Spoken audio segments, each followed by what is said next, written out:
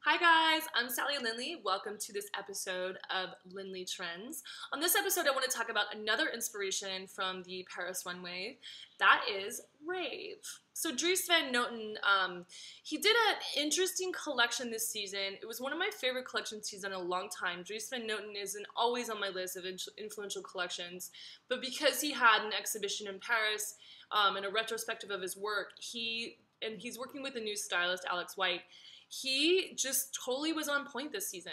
He did a really fun collection that was a mixture of like 1940s, kind of his 1930s, 40s glamorous woman that he always does, but also mixed with a rave theme, which I love, like a 90s rave theme, and also a touch of 1960s op art. So looking back at and Dries said specifically that his inspiration for Rave was the Ibiza club called Space that really kicked off in the late 90s, early 2000s, and is still going. It's like the oldest club in Ibiza that's still kicking it. So, you know, I think that was always like a fun and a good reference, you know, for the Europeans especially. And when I think of Rave, I started to do research on it, and Rave really started in like there was the American acid jazz scene, and that kind of was taken by the DJs. The music that was being made was really inspiring to the DJs in Europe. So the DJs in Europe took all of these amazing acid jazz records that were happening in this acid jazz music and started doing these big fun warehouse raves. Well, you know, looking back at the actual background of it, rave was a word that was used by the Beatniks, and it was considered like an all-night wild party. And then in the 60s, it kind of became the word ravers, were for people who love psychedelia and crazy, like the crazy kind of acid trip music that they were playing. That's when psychedelia and krautrock and all those music and electronic music really kind of started to pop up. And then it kind of disappeared in the 70s. It was more about hippie and like, you know, all those like classic rock bands were really taking over, so it wasn't so much about rave. And then in the 80s, rave started to pop up as this electronic music scene started to pop up. And then the 90s, it was in full force. Early 90s in America, there was like a hardcore rave culture across America where people would have these wild field parties and wild warehouse parties, a lot like what was also happening in Europe at the time. The whole scene was about creative expression. It was about people getting together and dancing and having fun, and it was all about non-judgmentalness and freedom. That's why I love this as an inspiration. I think it's super duper cool. And I mean, I think the thing about the scene, the reason that it shut down was because the government, number one, these parties started to get so out of control.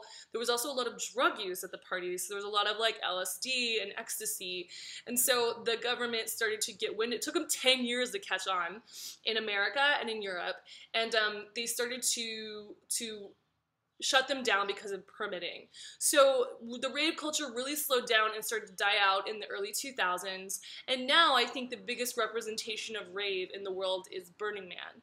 And a lot of people from all over the world go to Burning Man. It still has the same ethos of freedom and artistic freedom and non-judgmentalness, which is what I love about Burning Man. There's some cool books on it. I'll put them below. And there's some great books on rave. And I love a lot of the art direction that comes out of rave.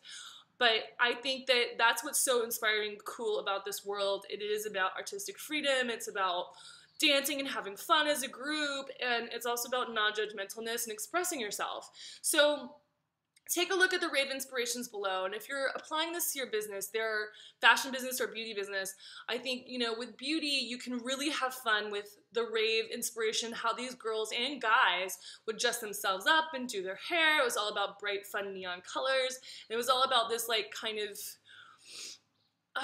like fun Japanimation style over-the-top artistic expression with hair and makeup.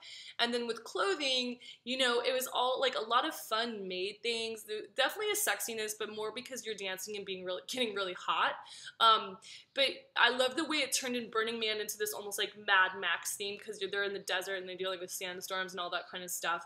But I love the jewelry they're making. It's also about like, again, about the self-expression. And then also, you know, I think that the art direction and the colors and the concepts from that that part of this inspiration is really interesting, and it's nice to look at like old rave posters and old rave flyers and records and get inspired by album art and poster art and rave flyer art.